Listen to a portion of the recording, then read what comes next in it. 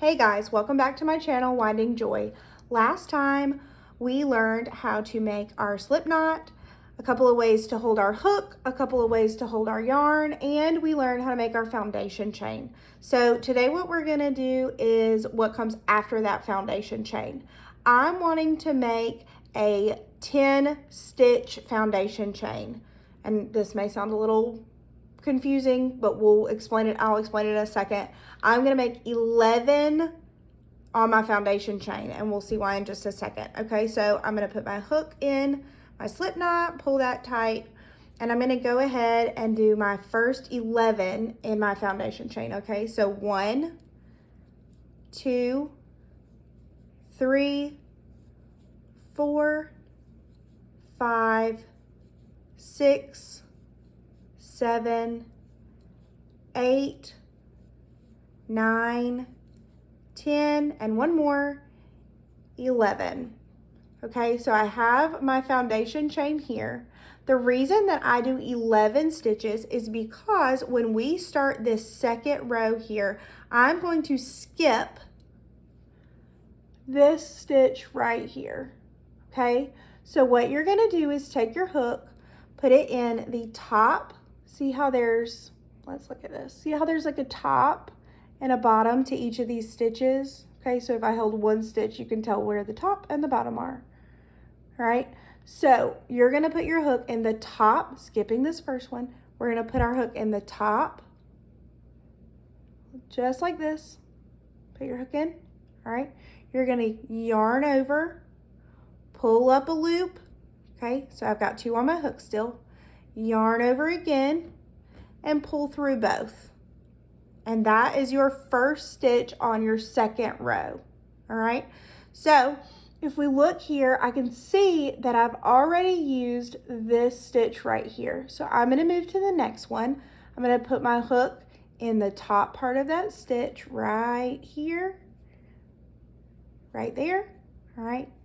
Yarn over, and that yarn over is the same thing that we talked about last time, where I put my hook in between my hand and my yarn and I loop it over, and I'm going to pull up a loop. So I've got 2 on my hook, yarn over again, and pull through both of these. Okay, and notice I moved my hook a little bit and I'm moving my fingers just like I did when we made our foundation chain. I moved my fingers down to kind of help hold whatever I had already done. I do the same thing. So I'm just pinching my work here so I know where I'm going. All right, so I'm going for this next loop right here. So this is number 3. Put the hook in, yarn over, pull up 1 loop, yarn over, and pull through both. All right, that's number 3. Number 4, same thing, yarn over, pull up, yarn over, pull through 2. All right, and we're gonna keep going on that. I'm gonna go pretty slow so you can watch, but I'm not gonna explain them all. All right, and I'm gonna miss the yarn a couple of times. So what happens when you're trying to watch yourself through a screen. All right, keep going. Keep going. And I'll even sometimes use these bottom fingers down here to pull my work over my hook, especially if I have a tight tension, which you don't really want. You want it to be looser so it's easier to work with. But you got all that practice from making that foundation chain, so yours is awesome, I'm sure. All right, and so I'm down to this last one here. It looks a little funky, okay, but that's because it's attached to our slip knot here. It's still a stitch, we still need to use it, okay? So insert the hook in the top, yarn over, pull up a loop, yarn over, and pull through both, okay?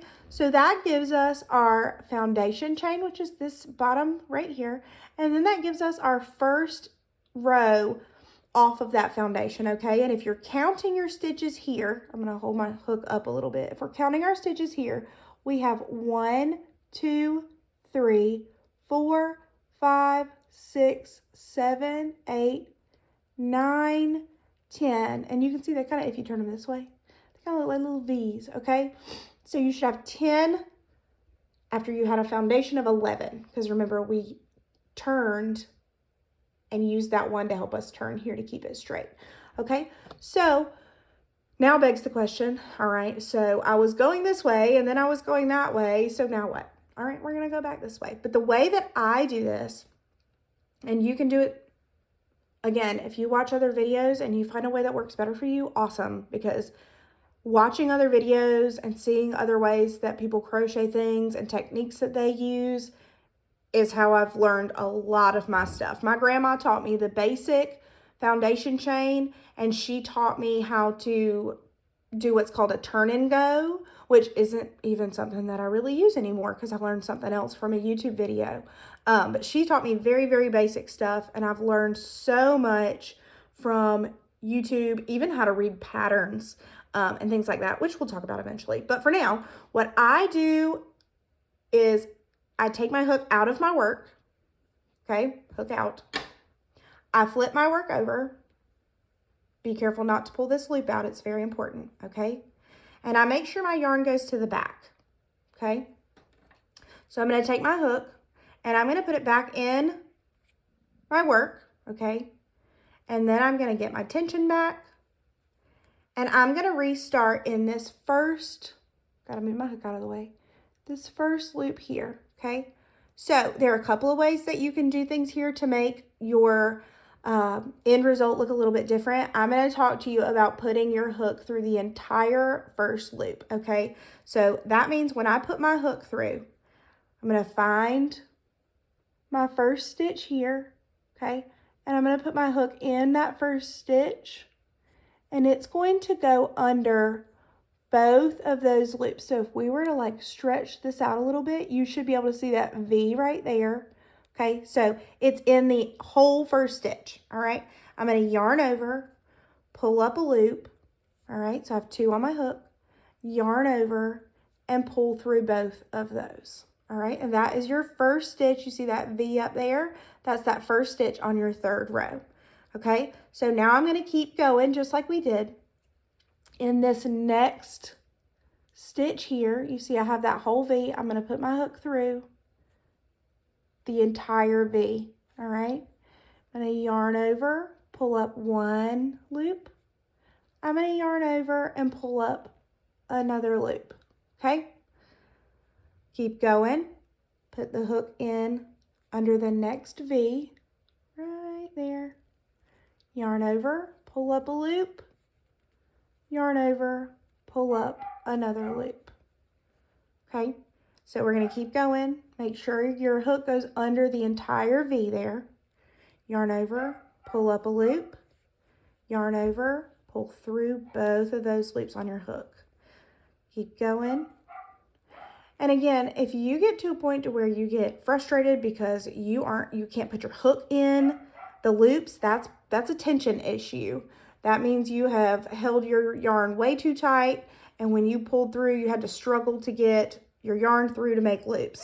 It should not be like that. It should be very easy to slide the yarn right through, okay? I will tell you, I don't use these hooks. These are from the Holla at the Dollar, okay? Because that's where we're starting at. We're trying to be, you know, low cost starting a project, because if you're anything like me, maybe have a little touch of the ADHD in you, and you like to start projects that you just never finish, okay? And you know, who's got the money to do that? So this is low cost, all right? But I will tell you, I don't typically use these. You can like read up all about different types of hooks. I can actually show you. I keep crochet stuff everywhere. So I actually use, this is a Susan Bates hook. Shameless plug for Susan Bates, the best hooks ever. Somebody may argue with me, but it's okay. They can be wrong.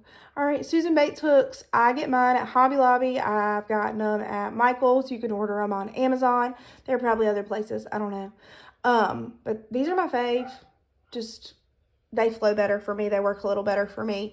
They are a little pointier. Ooh, clear up. They're a little pointier at the end. And then right here, they seem to go in a little further too, which I just like that. So that's what I typically use.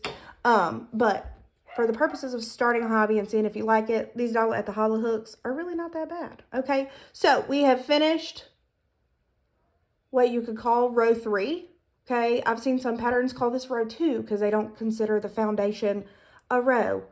Whatever. Okay, so we're going to do the same thing. Take the hook out, flip over our work. All right, make sure our yarn goes to the back. Take our hook, put it back in this loop here, rewrap our tension, and again, go in this first V here, all the way in the V. All right, I'm going to go through this one a little bit quicker. Pull up a loop, pull through 2. You can probably hear my dog barking. He wants in. That's fine. Pull up a loop, yarn over, pull through 2. Yarn over, pull up a loop, yarn over, pull through 2. Yarn over, pull up a loop, pull through 2. Yarn over, pull up a loop, pull through 2. Yarn over, pull up a loop, pull through 2. Yarn over, pull up a loop, pull through 2. Yarn over, pull up a loop, pull through 2. Last 2 stitches on this one, yarn over, pull up that loop, yarn over, pull through 2. All right, and see, we've reached this last stitch here. All right, make sure you actually do this one, okay? Put your hook in over under the V, yarn over, pull up a loop, yarn over, pull through 2. All right, so at any point in this, you should be able to look at the top and see all these pretty little stitches, and you should be able to count 1, 2, 3, 4, 5, 6, 7, 8, 9, 10. Make sure you have 10 because that's what's going to help make sure your work on these edges here or on these sides is straight, okay? If you're making something that is going to be this long and 2 or 3 times as tall, you don't want the sides to wiggle, okay? You want them to be straight. And so a good thing to do, especially when starting out, is stop every couple of rows and count, okay? If your work starts to do like mine, it's kind of curls a little bit here, that's fine. Take it, don't take your hook out because you may lose your loop, but take your work and stretch it a little bit. Your yarn should have a little bit of give in it, especially if you got Doll at the Hollow yarn like I did. It's just stretch a little bit, all right? So you should be able to see your loops really clearly, your little V's up here really clearly, and you should be able to see your work. Now, the last thing that I'm going to show you guys today when working with these are called single crochets, okay? They're single crochets. We'll talk about half doubles and doubles and triples and blah, blah, blah, blah, blah, blah, blah later. But right now, we're just focused on this little single right here, okay? But what I am going to show you is front loop and back loop stitches with our single crochet. So I'm flipping my work with my yarn at the back, okay? Insert my hook. We're going to do front loop only this time. So if you see a pattern that calls for front loop only, this is what you're going to do. Instead of putting your hook all the way through this entire V, it is only going to go under this first part of the V, okay? So you see how back here we still have a loop, all right? So you would insert your hook, yarn over, pull through 1, all right? Yarn over and pull through both of the ones left on your hook, okay? So that is a front chain, front stitch.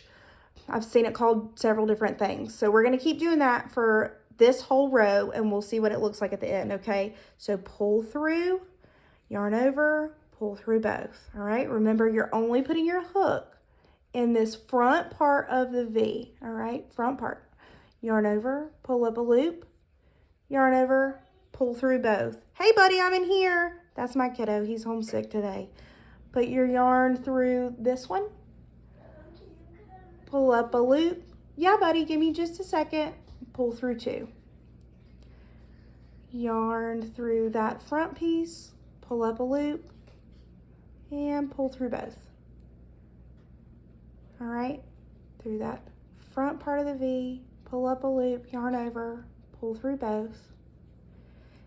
And we keep going just through that front part of that V. Like I said, if you're looking on the top, just through the front part of that V, right there, okay? Yarn over, pull through 1, yarn over, pull through 2. Yarn over, pull through, yarn over, pull through both. And we're at that last one again. Make sure you do that last one, it's very important. Yarn over, pull through 1, yarn over, pull through both, okay? So on this side of our work, it doesn't look much different, okay? But when I take my hook out and I flip it, it still doesn't look much different, does it? Man, I'm just kidding. It does look a little bit different. And we'll see after you do the second one how much different it is. It's gonna create a line across our work. So you can see this line here. Okay, we're gonna create a line on the other side too. So I'm gonna get through this one pretty speedy. Same thing though, make sure you go in the front part only. I've seen this used when people wanna make work look almost like flatter. I don't know if flatter is the word. Flatter is what I'm going with, okay? Make their work look a little flatter.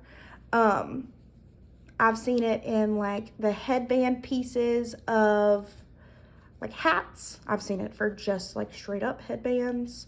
It just really depends on what you're going for or on what your pattern says for you to do, okay? So we're gonna get to the end of this little section here and flip it over so you can see that line on the other side of our work. All right, so this last one, you see how this one kind of looks all jumbledy here?